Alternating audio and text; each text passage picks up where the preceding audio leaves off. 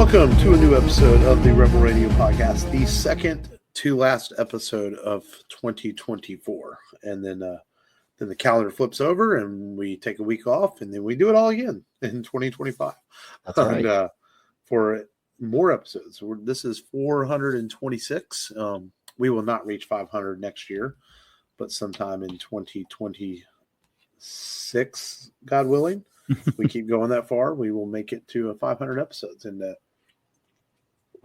I sometimes don't realize how long we've been doing it until someone was asking me. I don't know how we got in the conversation about I do a podcast, and so he brought up his phone, and I showed him where to find it and everything. And he was like, "Wow, you have 400 something episodes?" I'm like, "Yeah, I've been doing it for 10 years." And they're like, they can't believe it. I'm like, "Yeah, I guess it has been a while, But it's been a while, man. I guess sometimes I don't think about it because, we're such good friends that it's just hanging out with my buds and talking movies, and it's like it's just I don't think about it. It's like, wow, I guess it has been a while, but it's what it is. But I guess that's what time. What's the saying? Time flies when you're having fun. It does. It really does, man. You stop looking at the clock, and then all of a sudden you do, and you're like, wow, 10 years. And I don't think when we talked about this earlier this year when we celebrated the 10th anniversary, I don't think we ever intended for it to be 10 years. We thought, I don't know what we thought when we started. We're like, let's just do a podcast. And we had no idea how far it would go and how long. And here we are still doing it. And another year in the books is we'll hit 11 years in May. That's pretty wild to, think about it. And that said, the show is continuing on in 2025 and we're going to bring you some new things and more exciting movies and things like that and see what the future holds on the podcast. And, for people that don't know, if you go to rebelradiopodcast.com, there's a lot of links there for our Instagram, our X account, even though I'm not always good about updating that. But most importantly, there's a link to a Facebook page and it hit everyone. Mostly everyone has Facebook. So that's a part where you can really make sure you don't miss a weekly episode link or, some interactions. I try to post there now and then when I can, some funny stuff or fun stuff. And we would love to hear from the fans of the Rebel Radio Podcast and see what they want, movies they'd like to hear in 2025 us discuss and things like that. So we encourage you to be interactive on the social media. But other than that, we just appreciate you downloading and listening to any episode you've ever listened to. Yes. But as we finish these last couple episodes, next week we will do our annual Batman movie Christmas special, and we will give you our top 5 movies of the year next week, which is always exciting. And I'm really intrigued this year about how that's going to turn out because I have a feeling that last year our lists were very similar. We were unanimously our number one, but this year I have a feeling it might be I just feel some controversy stirring by next week. I don't know why. I just feel like I see it in Matt's eyes that Matt's going to try to be controversy with this and try to get me riled up. I don't know why. No, it's tough. I feel like I've had my list made for weeks. So I can definitely think of a top 3. But it's like the 4 and the 5. It's like, where to go from that, because I feel like there's maybe I'm not thinking it all the way through, but just shooting from the hip, I feel like there's 3 really strong movies this year, and it's like where to fit in the other 2. I'm sure you'll figure it out. We'll figure it out. Yeah. But yeah, other than that, man. Again, man, we'll say it again next week as we end the year, but thank you for another good 2024. And 2025 will roll around and we'll be at Comicpalooza again, I'm sure, next summer and doing a live show there and other fun stuff. And, so it's exciting times, fun times at the Rebel Radio Podcast. Yeah. So yeah, man, and new ideas in the works too. I don't want to say anything about what we might be doing on the show, but just I think it'll be exciting. I've been throwing some ideas around for a couple of years now of like a Rebel Radio Junior, where we do a few episodes a year with the kids and maybe let them talk about a kids movie. We've talked about that idea. I've always had the idea of going through like an entire series of TV shows and doing, Rebel Radio Presents something, and The Amazing Spider-Man. things like that. So, I've always wanted to do that stuff, but man, it's hard to find the time too when you're a family man. And, I also have the YouTube channel, which keeps me busy, man. That thing is I've probably got about 7 or 8 videos to film in the next couple of weeks for that. Just a lot of content, being Christmas time and shopping and probably buying toys I probably don't need, but I wanted to buy because they were cheap. And I was like, I'm going to make videos out of this. Hey, if you come across a good deal, it's like, dude, man, Ross is unbelievable for toys, man. I found today in there a McFarlane Black Adam statue. This motherfucker is like really 14 inches tall. Dude, Matt, it was $8, man. It looks like The Rock. It's Black Adam. Man. It's going to be awesome to unbox on the channel. And like, that's better than they were last year. I couldn't leave that on the shelf for $8. I'm like, it's freaking awesome. That's a $30, $40 toy for $8 in Ross. I was like, and it's just freaking awesome. Yeah, I remember last year going over there and I got some Star Wars, like 4-inch figures for like $4. And I remember getting some Justice League figures. I got a Green Arrow and a Nightwing. Yeah, and I think both of those were like $7 or $8. Yeah, man, Ross is hitting it, man. People think it's like a discount trash clothes store or something, but man, I got some. You go to that back corner over there, I got some cool shit. Dude, yeah, you can go there. You can get car wash stuff. You can get cologne, shoes. Like they got good shoes. It's everything. It's not just. But the toys. I mean, you'd be very surprised at how good their toy section is. I have found some gems in there the last few months, man, yeah. I'm always surprised by some of the things I find in it. So, but in case you haven't subscribed, the YouTube channel is Wyatt's Toy Show. Make sure you subscribe and support that as well. If you already listen to our radio podcast, you can listen to our YouTube channel too. If you're already listening to this podcast on YouTube, which I know people do, you can just click over there and subscribe to Wyatt's Toy Show too while you're on YouTube. So it's very easy to do. So little plugs there. But other than that, man, click. Other than that, shout out to our boy Brett, who we both know, and he's had a baby shower given by his family for him yesterday. Him and his wife expecting their first child in early 2025, a little boy. So nice. I know he listens to the show, so I have to give him a shout out, man. I love you, brother, and I'm happy for you. So that's gonna be pretty cool, man. Of course, my daughter's like, "Dad, what are they having?" I go, "Boy, another boy." four waves, man. All the boys around. It's like it's just boys rule the world. Sorry, ladies. It's just, and, but it is what it is. So, and that's how my family was too. Yeah, another boy. Yeah, Matt. You had the same. You or Jackie had the same child 4 times, and that's okay. It happens, man. Yeah.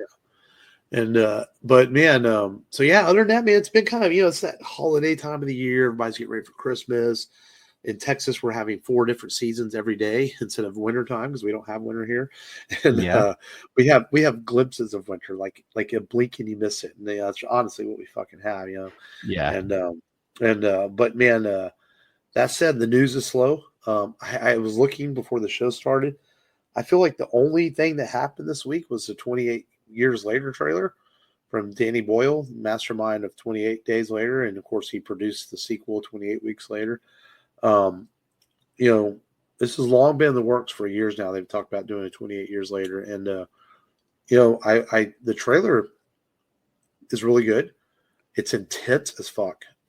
It doesn't really show you a lot, but I like that. I love a trailer that doesn't spoil a movie and makes you immediately interested. I love the fact that your mind wonder. It looks completely different than the other 2 films, but yet, it's in the same universe. And that's a credit Danny Boyle as a director to make it look fresh and unique. Because, I mean, he re-energized the zombie genre with 28 Days Later. Still probably one of my absolute favorite, modern zombie films. And so, man, it looks really cool. I'm excited for this film. No, that's a good point. It's like it's cool when you see the movies that come out and you've seen all these zombie films, and they kind of get lost in translation because they're like a dime a dozen, and then you have one that kind of puts its own unique spin on it, like 28 Days Later did with the rage and the monkeys, because it made it seem like it was something that could actually happen. So, how often do scientists test on monkeys all the damn time. Right. You know, and it's referenced in a lot of pop culture, you know, Jay and Silent Bob Strike Back, you know, all kinds of stuff, you know, Planet of the Apes, you know, and so it's cool to That was a take random that. Silent Bob reference there, but sure. Yeah, why not? The Clit Commander. But yeah, it was cool because you know, you made a zombie disease and connected it to something that happens in real life, and it's almost like a new fear unlocked kind of thing. You're like, man, what if Yeah. you know, the damn scientists unlock a disease, and now we're getting a second sequel. It's gonna be cool, man. It's gonna be Yeah, fun. man. Yeah, it looks cool, man. 2025 is starting to shape up, and and we'll talk a little bit more next week, as we always do, is what we're looking forward to in 2025 in our year-end episode. Do we do that on the end of year episode? Or we do that at the beginning of the year episode? We do it at the year-end episode, and you know, but man, with 28 years later, Mission Impossible: Final Reckoning, the MCU coming back in full force with, you know, Captain America and Fantastic Four and Thunderbolts, and the kickoff of James Gunn's DCU Superman is coming. 2025 is shaping up to be pretty exciting. I think, in fact, I do think by the time we record next week, we will have the Superman trailer from all indications of what James Gunn has said. It's probably coming this week. So, you know, so I think it's going to be good times, man, in 2025. You know, I think it's safe to say we've gotten past the COVID, and I think the theater is back. Yes. I think 15 or 16 movies have made over 100 million this year. Like 6 of them made over 300 million. So yeah, movies are doing well again. And I think if you put out good product and you put out something that people want to go see, they will go see it. You know, and shoot. And then not only, we also had Cameron back on screen next year with Avatar: Fire and Ash about a year from now. Oh shit! Next December. I didn't realize it was already coming up. Yep. So it's going to be a good year for film next year. Are we getting into across the? Sorry, not Beyond the Spider-Verse. Beyond the Spider-Verse. Are we getting that? Sony's being very mum. I saw a report recently. The voice actor who plays Miles hasn't even started voice recording yet for this. Man. So yeah, I will hold out hope we get it in 2025, but I don't know. So disappointing that we have not had the follow up yet. And we'll talk a little bit more about that later, because it might have made my top 5. One of those movies. So yes. But yeah, man. So a little bit of news there with the 28 years trailer. It's pretty exciting stuff. But other than that, man, I am, you know, despite work being kind of hectic this week, I did manage to get down. I have 1 episode of The Penguin left, so I'm 7 episodes through. And it's very good. I can't remember if I mentioned this last week, or somebody at work pointed this out to me, that there's never a mention of Batman or the Riddler. Did I mention that last week? You did. Yeah, where they call him a madman. So I thought that was interesting. But one thing I have to say about this show is I think it's pretty perfect. But they are making the Penguin so sinister that it feels like, if you go back to a PG-13 version, if he appears in Reeves' next film, it's almost like a little bit of a step back, even though Matt Reeves' film was very dark. Yeah. You know, but the show is like really dark and really like hardcore. You know, it's hardcore gangster stuff. And but Colin Farrell is fantastic. And the show is really well written. Like I said, I have 1 episode left. I was trying to get it done before we recorded. I just didn't finish it. The last episode, and I haven't even started the last episode, but by next week for sure I will have finished the first season of The Penguin. But if you have not watched or been on the fence about it, it's highly recommend it. I tell you what, HBO has always for years, man, they've done groundbreaking television, from shows like The Sopranos and Oz and everything, and they continue to do so. The Last of Us was fantastic last year, and we had that season 2 of that coming here early 2025. And the Penguin is very good too. It's a shame Dune Prophecy could not be as good, but I only watched parts of the first episode and couldn't get into it. And I've heard people say, I've read that doesn't get much better. That's kind of, Yeah. and they have. I did not watch the third episode of Creature Commandos yet. I started it, but I didn't finish it. The DC film comic thing, but all that is on Max as they're doing some good stuff. And so I watched that, and then I did watch the new episode of Skeleton Crew. I won't say too much if you're caught up on it, but until we get to it. But man, it's what a fun show. This is what Star Wars should be. That's all I have to say. I mean, like, people who made the Acolyte and some stuff can learn from this show. Just keep it simple, keep it fun, keep it Star Wars. And that's what I'm really enjoying about the Skeleton Crew is I don't have to keep up with 1,000 mythologies, 1,000 characters. I can just watch this and enjoy it. All you have to know is the universe. You have to know the Force exists. You have to know different things in the Star Wars universe, and it works. It's playing out really well so far. I'm really liking it, and I'll save any more if you've got caught up. But that's really, I'm trying to think. I don't think I watched any films this week or anything. I did. I did rewatch The Flash. I don't know. I was in a Batman mood. I didn't even watch for The Flash. I wanted to give me some Keaton Batman goodness again, and so I rewatched it one day. And I don't know. I like the movie. I don't care what kind of hatred it gets. I get the hatred for Ezra Miller. Don't get me wrong. He's kind of a creepy person. I kind of get it, but I guess I'm good at separating it's a role he played than the real life person. I guess it's not like he murdered anyone. Okay. If you murder someone, that might be a little different, but he just did some things that are questionable. But I enjoy the movie. I really like it. I know the CGI is not that great. It's not the best, but man, overall, I think it's a fun film. And I rewatched that this week, but that's about it, man, really, for me. Yeah. So, I did not watch the new episode of Skeleton Crew. You fucking slacker. I've been playing. So I finally got the expansion for Destiny 2, the final shape, so I could continue the storyline, and that's what I've been doing a lot of. Is that. So I've been playing a lot of Destiny 2, going through that storyline, and it's been fun. I've enjoyed it. My son is pretty excited about the expansion too. And then he got me playing Doom Eternal, which I can't. It's hard for me to get into it because that's like I used to play the old school Doom. Michael has it on. Well, we have it on our PlayStation library, and I've thought about downloading to my PlayStation and playing it, but I feel the same way. I'm like, am I really going to get into this? It's like, I don't know, man. Yeah, it just seems so different than what I'm used to and what I remember of it. And I don't know if I could, I'm playing it, but I'm not, 100% invested in it, like I am, Destiny and their storylines. That reminds me, I'm assuming it's available on Xbox. I don't know if it's PlayStation exclusive, but because you have Game Pass, you should see if a game called It Takes Two is available. It Takes Two. It's 2 players, so you can. And I bet even if Jackie doesn't play games, I bet she would have fun playing this.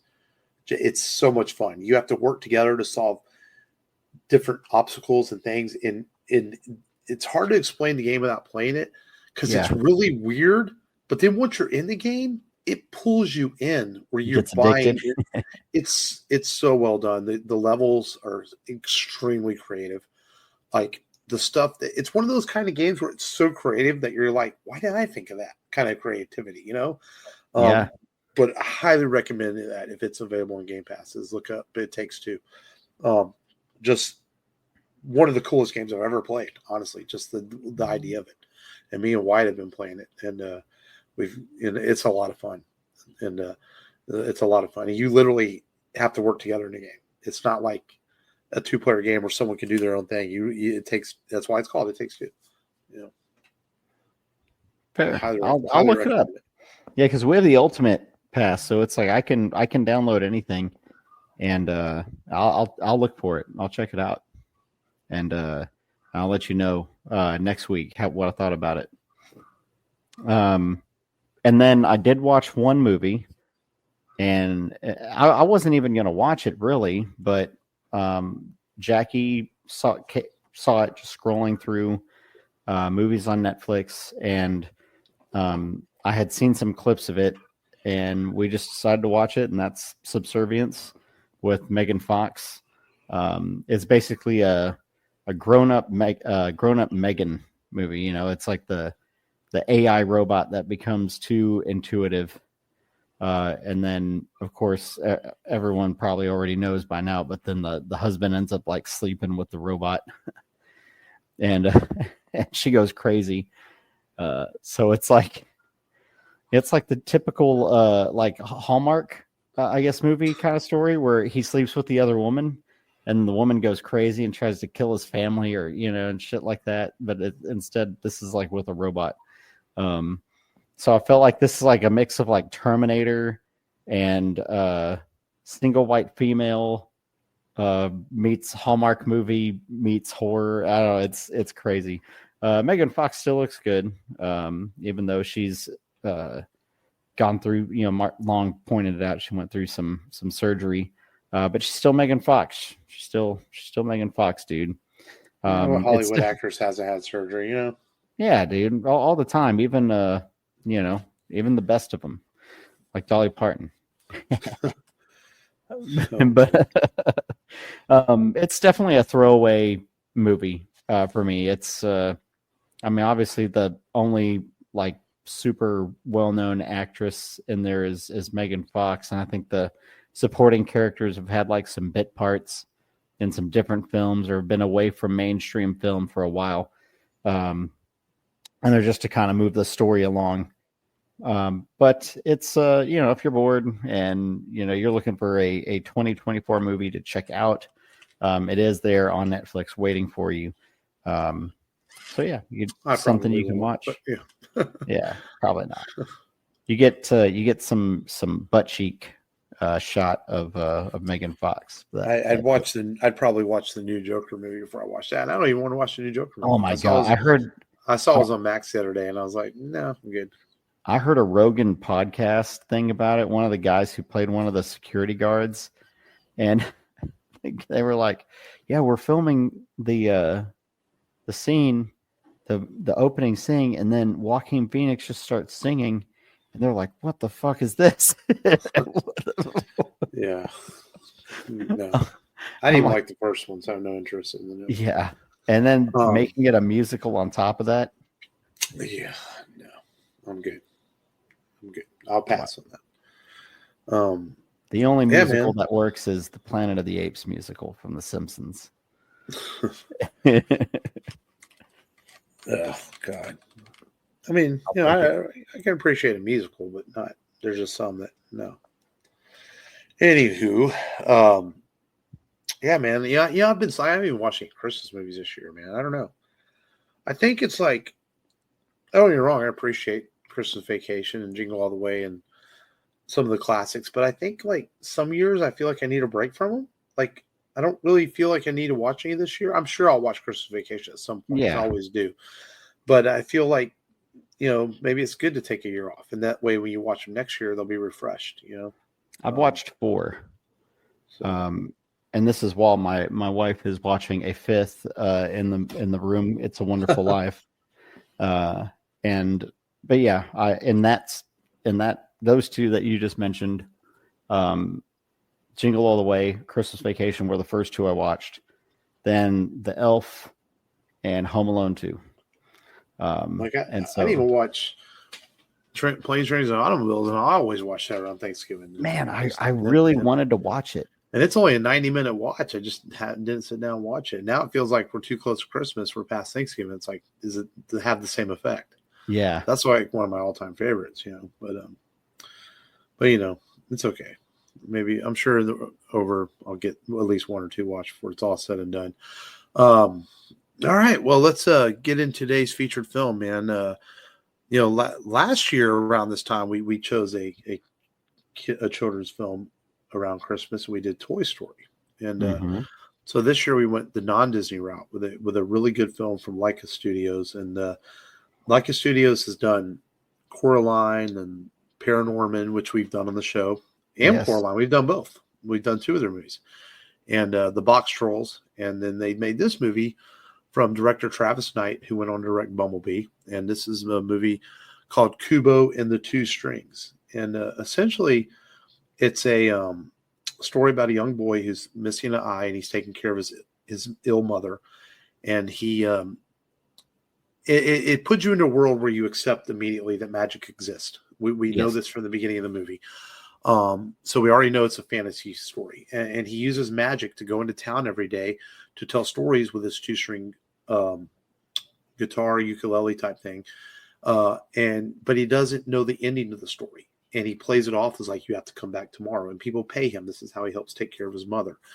And his mother keeps telling him that he can't go out at night because she doesn't want him to get lost. She doesn't tell him why. And it turns out she's got evil sisters, and he's got an evil grandfather that want his other eye because they want his to keep him from being reunited with Hanzo, the great samurai. Okay. And so he goes on a quest. Once his grandfather does realize, he goes out on an accident, his grandfather appears to him, and now his grandfather knows he's still there. So in order to stop his evil grandfather, he's got to find the pieces of Hanzo's armor. So he goes on this quest with a snow monkey, and he meets up with a beetle as well. And this is where the film kind of takes a turn in a very magical sense, but also a very touching, very emotional sense, where we learn very early on that the snow monkey is the spirit of his mother. As she passed away from being ill, and she's reborn in the snow monkey. Between being ill and protecting him, right, from her two sisters. Yes, and then so then they meet this beetle who's kind of voiced by Matthew McConaughey, who I really like how Matthew voices this character, kind of soft spoken, holds his accent back a little bit, very, very touchy to warm. You know, he does sometimes we take voice acting for granted, but Matthew McConaughey does a really good job in this role. And so as they go on this journey to find the armor, they're also fleeing from the evil sisters, and he does find the armor, and it's revealed that that the beetle is Hanzo, reborn as well. And it turns out that Hanzo is actually his father. And so in a touchy moment, Hanzo is reunited with his wife and the snow monkey, and then Kubo goes on to defeat his grandfather, but he doesn't really defeat him. He brings him back, and he's reincarnated back in the village, and everyone remembers him as being the nicest man ever, even though he doesn't remember everything. So the movie is ultimately about second chances, and as for Kubo to get his story told, and for his parents to have the closing to their lives that they deserved, and for his grandfather to also be the good man that he is. And I think that this movie, when I first saw it, took me by surprise, because I was thinking it was a kid movie with kind of a silly adventure story. And and I like how it has these twists in it that happen in like almost 3 different parts of the film: the mother, Hanzo, and then the grandfather. But they make sense, and they each have this huge emotional weight to it. And by the time you get to the end of the film, you're so deeply invested in the emotional story of Kubo and his family that you have a moment to yourself when the film is over and realize, like, wow, I just watched something very remarkable. And I think this movie does not get enough people. There's a lot of people who haven't heard of this film, and it deserves so much more. It really is such a really good film, and I think it's better in the second half. I do think the first hour of the film is a little bit as the story unfolds, but it's also like a good novel. You have to let it unfold.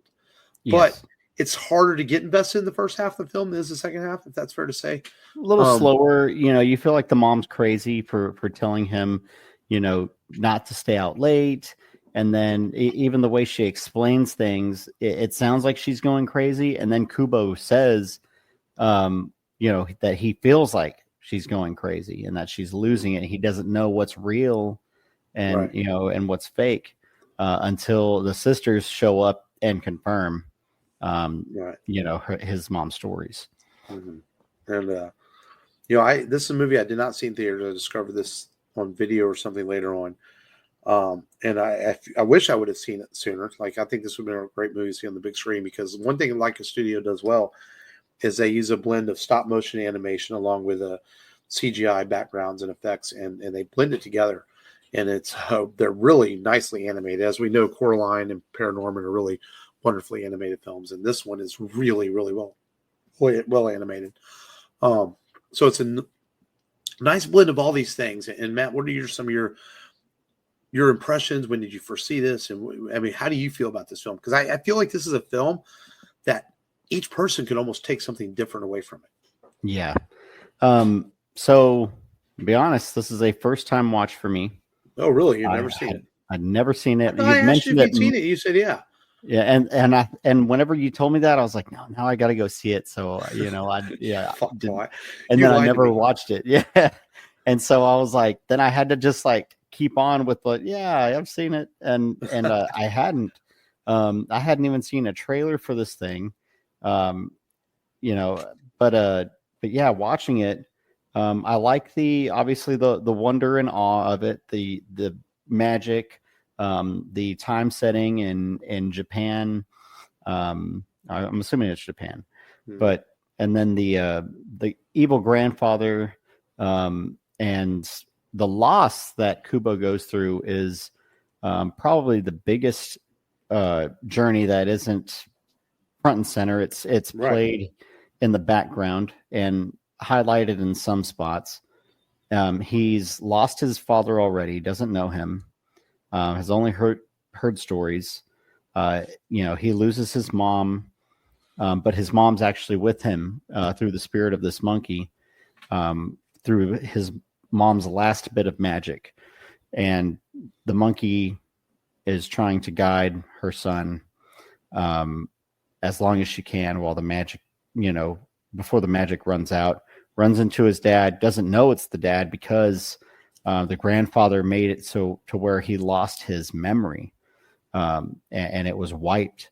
And so he's helping his son, but doesn't realize what has happened until the beetle ends up passing away for good this time, because the fight with the grandfather and the sisters, that's just the aftermath of what happened. So in all these stories that Kubo is telling, Hanzo is full of vengeance and hatred, and he's going to strike down the Moon King. And this is the story that he tells. And so instead of following through with the strike and the attacks that he, wailed on to his grandfather, after he collected all the armor and the unbreakable sword, he gives him a second chance. And I feel like, it's one of those Batman mentality things where, Batman, his compassion is what separates him from his enemies. And that's why it's so important to him, because it makes him different. And, he doesn't want to see himself as, or see a likeness or be akin to the people that he's trying to throw behind bars. And I think that's what Kubo's trying to do here. Kubo's trying to go on a different path, a higher path, and try and forgive what he's done. And he knows, I guess maybe part of him feels like the grandfather is family. And he asks for help after his grandfather's memory is like wiped away, after this magical battle they have. And they chime in, and he's like, yeah, you're the nicest, sweetest man in the village. You give coins to all the kids and and all this stuff. And he's like, I do? Yeah, you know what? That sounds right. And he creates this new story for him and sets him on a new path, and helps redeem him for whatever time he'll have left, even though this person's caused him so much loss. And he decides to not deal with it in the way that he tells his stories. And I think that was very, very cool, because if you're watching it, you're like, he's gonna strike him down. This is like vengeance. He's trying to seek vengeance against his mother, and vengeance for his mother and his father. But he pivots right there at the end, and it's very surprising. I didn't expect it. Mm-hmm. Yeah. No, Kubo's I feel like the writers, every character is fleshed out very well, very strong. Kubo's a very strong character. Yeah. And again, the young man who does the voice, I don't know his name, but very good voice acting as well. Kubo always is very calm, cool, collective. He goes through his struggles, but yet he knows his path and that's in front of him, and he has to take it. And again, it's remarkable through the animation and through the voice work that these characters do, and these actors. And but no, it's an interesting take on it. Like I said, I think it feels it's a movie that everyone can watch and have take different things away from it. Like I said, I feel like it's a movie about a bit of redemption, a bit of second chances, and ultimately is at the end about Kubo finishing his story and knowing who he is and where he comes from, and knowing who his father was, and the story that his mother was trying to tell as she was ill. And I think the magic that surrounds the film is a nice touch, and I like the fact that it's not overwhelmingly front and center, the magic of it. It's just, it helps drive the story. The story is ultimately still about a family and about a young boy. Again, marks the storytelling and the storytellers, animators, and Travis Knight's direction to make that the important aspect of the film. And it's a movie too that I think isn't so overly complicated that kids can't enjoy this, because it's definitely a kid's film. Yeah. And kids might ask questions about it, why did Kubo do this or that? But I think it's easily explained, because I do think that one thing animation can do well, and we've talked about this before, whether it can be a Disney film or Miyazaki films, is like animation can deal with death and have a way of explaining it to children in a way that is a little easier to understand, that sometimes as adults we don't understand. And especially a movie like Soul, which an amazing job of dealing with death. And this movie deals with that in a different way by using magic and letting you know that it's okay to say goodbye and to say, and that you'll be reunited with your loved ones in some way. They don't use any words like heaven or anything like that. We see Kubo standing there at the end of the film with the spirit of his parents, and he was reunited in his own way, in his heart. And I think that's a powerful thing to do in a kid's film, but I think necessary. Because we get a lot of adult films with a lot of murder and death and killing in them, and I think animation can deal with that in a different way. And I think a child can walk away from watch this film and be fully satisfied, just as adults, even if it is a bit of a complex story. Yeah, especially with all the cool effects and the obstacles they have to go through, the battles. I think they may not get the deeper meaning in some things, and like the quest with the boat being drowned, and these feelings that are deep inside your head. There's some definitely some deeper meaning things in here that you can speculate and maybe come up with your own explanation of what they're trying to tell you. It's definitely open to interpretation on some of these things, which is pretty cool. That they've made some complexities in this film and fit it in this way. But I think, like you said, children can watch this movie, understand it, know what's going on, as far as like the meat and potatoes of the film. Yeah. And definitely be entertained by the illustrations, the special effects, and the acting. No, it's beautifully animated, absolutely, and just a well told story. And if you've never seen it, it's on Netflix. It's available to watch on there right now. Even though since I share your Prime account, I saw you rented it after I told you it's on Netflix. Yeah, I've forgotten. I was like, fuck, it was on some other platform. Always Matt, Mr. I don't know. No patience, son. No patience. Nope. But yeah, Kubo and the Two Strings, such a great film, and it got us thinking about doing a top 5 this week. And our idea was to do a top 5 that does not include Disney or Dreamworks, arguably the two most famous animation studios out there. I mean, you could argue Studio Ghibli is very famous, but as far as mainstream media, I think it's Disney and Dreamworks are the two most famous in the last 30 years, 40 years. So we decided to do top 5 animated films that did not include those studios. And so I did not, as much as I like Kubo and the Two Strings, I didn't put it on my list just because we just talked about it. But it easily could have gone in my top 5. So I'll give it an honorable mention. But I'm going to start it. I'll start it out at number 5. Man, I have The Secret of NIMH, which is from Don Bluth. I always love that movie. I think it's a good film. I always wanted to as much as I like the original, I always wanted to make a remake of it and call it The Rats and Them, which is much darker, like the book is. And there's been talks about that for a few years about either a live action Rats and Them or a remake, and maybe it'll happen one day. But I still love the original Don Bluth film from his animation studio. He did some films in the 70s and 80s and attempted to compete with Disney, and his studio did okay. They made some good films, and The Secret of NIMH is one of those movies that they made, and I really like it. I think it still holds up really well. Nicodemus scared the crap out of me when I was a kid. What a freaking scary rat when you're a child, and it's giant. That thing was scary, and but one of the best animated films. There's a lot of nostalgia on my list. I will say that right now on my top 5. Lots of nostalgia in these 5 films I picked. Yeah, I wanted to do an honorable mention of the Page Master, because I had enjoyed it as a kid, and I know it doesn't hold up super well now, but I liked Macaulay Culkin in that film. This coming of age, this geek that I thought you were going to say heavy metal because it made you discover things. Yeah, there's definitely definitely some discovery there. But no, so on my list, I did choose one Studio Ghibli film, and I really didn't want to, but because I felt like it was I have a Studio Ghibli film on here.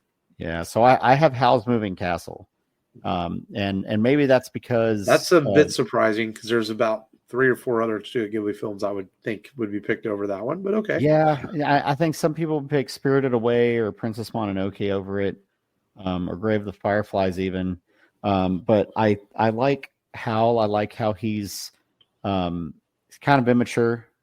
He is he plays a lot, doesn't take some things serious, and plays some things aloof. I like his character, and I like the character of, I forget the woman's name right now, but all the voice acting that's done. I mean, Billy Crystal, Christian Bale. And I want to say William Dafoe is in that film as well. I want to say, or maybe I'm thinking of the recent. Maybe I'm thinking of the recent Studio Ghibli film. But no, I like it. I like the world building that they did in it, the witch, and everything. And it's entertaining. It's one of my favorite Studio Ghibli films. At number 4. And to be fair, my number 1's my number 1, but my 2 through 5 all could kind of be interchanged, really. But at number 4, I have The Iron Giant. Modern masterpiece. We did it on the podcast. I believe it was the episode where we had Michael come on with us when he was a few years younger. He was about 11 years old or so back then, and got a child's opinion of it. And just from Brad Bird, who went on to direct The Incredibles and other films, and just an absolute masterpiece, man. The Iron Giant is I don't know what else to say about the movie. You've never seen The Iron Giant, then you're living under a rock, and don't dismiss it for being a kid's film. It's an absolute almost perfect movie. Yeah, no, it's a good one. 4, and I've watched this movie so many times. My kids have watched this movie so many times, and that's Coraline. I really like Coraline. It's not as flashy as Kubo, but I like the horror element, the supernatural element of it. It's well animated, obviously, as this comes from the same studio that we are talking about today. And I don't think we'll ever get a sequel, unfortunately. But I love Coraline. In fact, Leica Studios, between Kubo and the Box Trolls, they were hurting. They still exist, but I don't think it's in their budgets to do big live action or big full length films right now. I know they've done a lot of short film work and things like that. Yeah. But yeah, Leica Studios spent a lot of money to make Kubo and the Box Trolls, and not as successful as they wanted to be. But I didn't want to Yeah. get too much into that, what happened to the studio, because that's a whole nother thing. But at number 3, man, this is my Studio Ghibli film, and I will strongly disagree with you that this is the masterpiece of Studio Ghibli, and you should know this. I can't believe you put Howl's Moving Castle on your list over this, but I can appreciate it because you liked Howl's Moving. But Spirited Away, man, it's not just the best of the Studio Ghibli films; it's one of the best films of the last 40 years. I mean, not just an animated film. It's just such a great movie. I mean, we did that one on the It podcast as is. well, and it's a movie that my kids love. I don't know anyone who's ever watched. If anyone was to walk out of Spirited Away and say they didn't like it, I would really question their humanity. It's like, are you okay? You know, and that's just how good of a film it is. And you know, I just now you could pick any other Studio Ghibli film over that one, man. I don't know, man. You know, but you know, I went for entertainment value. okay. But it's like if I had to go by story, it would be hard to pick anything over Spirited Away, unless you throw in like Grave of the Fireflies. Yeah, but that's too the depressing to emotional put on the aspect. top. That's too depressing to put on the top 5 list. It is, but it's like, you know, wow, like a film, like an animated film could make you feel that way, you know. But you know, it's open to interpretation. My number 3, I went ahead and did Into the Spider-Verse. I did the first one. The second one, I like it too, but I like the world building and the intro to this universe by Sony. And it's the best thing. I think this is the best thing Sony's done in a long time, and I hope they continue with it and do more things like it. Well, I will keep you right there because at number 2, I cheated and said the Spider-Verse films, both of them, because I think they are both masterpieces in their own rights. Can't wait for the third one to come out. Into the Spider-Verse and Across the Spider-Verse are both just freaking awesome films. I've said this before. I think they work so well, not only because they're great stories, but you're able to do stuff in animation that you could not do in live action, like the train sequence in part 2. That would never work in live action, but on animation, it's amazing. Hell, the entire chase through the Spider-Verse in part 2, you cannot do in live action. And I just, I can't wait for the third one. I love both those films, so I cheated and put the Spider-Verse films at my number 2. Nice. I have one of yours on here that you mentioned earlier, and that is the Iron Giant. I love the story that much.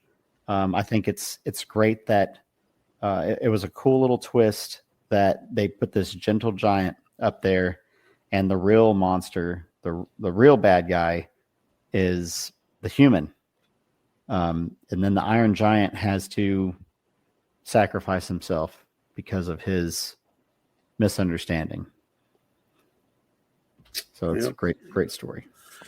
And number 1, this is a total nostalgia pick right here, and it will always be my favorite animated film of all time. I don't care if it's not the best movie ever, but that's okay, and that's Transformers the movie. Oh, dude, yes. It will always be my number 1, man. It came out on my birthday in 1986. I remember I had told the story before. I had to wait a whole week to go see it because my dad could not do it the weekend of my birthday, and I had friends at school. I guess back then we went to school earlier or Sunday school or something. Somewhere I remember people trying to tell me about the movie. I'm like, stop telling me I haven't seen it yet. I'm like 10 years old and I'm waiting to go see it. And finally my dad took me to see it. And will always have the place in my heart for my favorite animated film of all time. And that is Transformers, the animated movie. And I'm still heartbroken that they killed Optimus Prime off of that movie. I will never forgive the studio for that, but I'm an adult now. I can deal with it. I deal with my problems as an adult. I don't go get antidepressant medicines. Okay. But yeah, get bourbon like a real man. That's right, man. Damn it. Just drink it away. But that will always be my number 1 non-Disney or DreamWorks animated film of all time is Transformers the movie. Number 1, I've got Touchstone Pictures, baby. Nightmare Before Christmas. At first I was like, I had to think. I was like, wait, this was not a Disney film, right? And I went back. It's owned by. It's owned by Disney. Touchstone Pictures was owned by Disney back then. Technically, it's a Disney film, but Disney felt it was too dark to put their label on it, so they put it under the Touchstone label. But it is a Disney film, so you cheated. Yeah. Is that a cheat? It's because it's a it Disney. is a Disney film, but Touchstone it's not a Pictures is Disney a film. Disney studio. Yeah, it's a Disney film. It's under the Disney banner now officially, but Yeah, back in the '90s, remember, people were sensitive. it's Remember, true. and They'd be then like, Disney scary. would go on to create. Well, actually, Lucasfilm would go on to create Pixar, which would then get bought by Disney, and all of a sudden, Pixar wasn't afraid to make animated films for adults. And Disney had a change of heart and said, "Okay, I guess Nightmare Before Christmas isn't so bad." Yeah, but I don't know. I like the movie, but I don't know. I don't know if it can make my top 5. It's okay. I mean, I guess if you look at like the totality, the merchandising, the sing-alongs that get, put in theaters, the soundtrack, and all that, and it's still, you have people that, still dress up like adults. That, Oh yeah, it's not better than Into the Spider-Verse though. Man, dude, my list is better than yours today. I'm sorry, man. I'm just gonna call you out on that. Well, nostalgia sometimes overrides. I'm calling you out on this today, bro. Man, I wasn't objective enough today. It's all right. It's all right, man. I had a couple on there. You don't argue with a couple. A couple, but of course, if Long was on the show today, he'd be like, "Mark, quit being mean to Matt, man. It's okay. It's his list." No, I'm going to tell you straight, bro. Your list sucked. Hey, at least I didn't put any Dragon Ball Z films on there. Give me credit there. That's true. And speaking of, my oldest keeps telling me, y'all need to run the Dragon Ball movies on the podcast. And I've actually thought about it one day. It's just like, it's never really fit in properly. It's like, yeah. Like, where do you squeeze that in? Yeah. And then I've seen all of those, right? And I'm not going to go a little bit of tangent here, but like, I feel like unless you've really watched a lot of the show, it's hard for a listener to the podcast to just step in and get what's going on. Maybe the latest film, Superhero, might be the only one, but the other films are all really tied in with Dragon Ball Z and Dragon Ball Super. Yeah. Where Super, I did feel Superhero was kind of its own thing, but the other films are really tied into the TV shows. So, but maybe one day, you never know. But so next week we're going to end the year with a bang. So we've had this idea of, we started with episode 81 of the shows when we started doing movies, when we reformatted the show. And some of those early movies, sometimes we go back and we listen, we're like, man, we could have done better. And so we've had this idea we've thrown about revisiting some films we've already covered and calling the Rebel Radio Revisits. And we felt like, what a better way than to start revisiting some films we might have missed out. We're not going to do this a lot, but maybe 4 or 5 times throughout the year, we'll revisit a film we already covered years ago. Yes. And we're going to kick it off with our annual Christmas Batman film this year. And that is, we are going to go back and do, because it's the 35th anniversary this year, we're going to go back and discuss the 1989 film directed by Tim Burton, who we just talked about, his animated film Nightmare Before Christmas. We're going to talk about Tim Burton's 1989 Batman.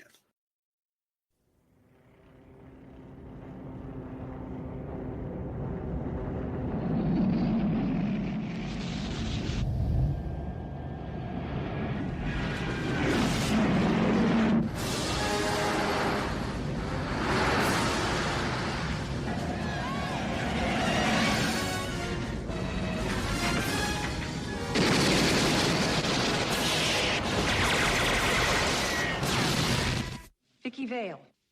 Bruce Wayne. And what do you do for a living? Lieutenant, is there a 6-foot bat in Gotham City? Nice outfit.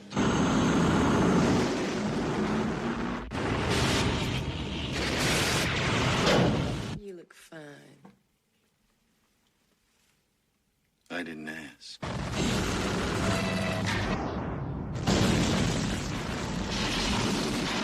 I have given a name to my pain. What are you? I'm Batman. Where does he get those wonderful toys? My life is really complex. Winged freak terrorizes. Wait till they get a load of me.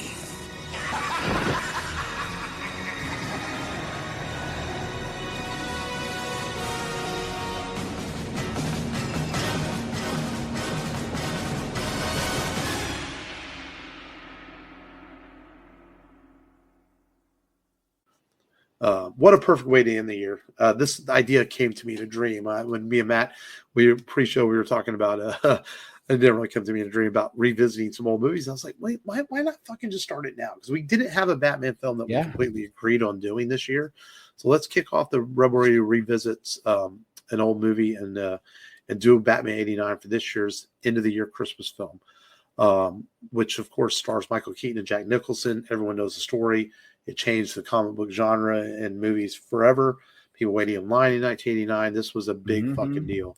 And we're going to go into depth on that next week. We're going to go into depth about this movie and how it all worked. And we're also going to have our top 5 movies of the year. Hopefully Matt's list is better than this week. We also will have a year ender and look forward to what's coming in 2025 next week on the podcast. And make sure you go to rebelradiopodcast.com, as we said, and join our social medias, that Facebook group, so you don't miss a thing. And but until then, I think that's all we've got today. We thank you for listening as always. This has been Mark. This has been Matt. Remember, as always, just go there Go and there do and it. do it.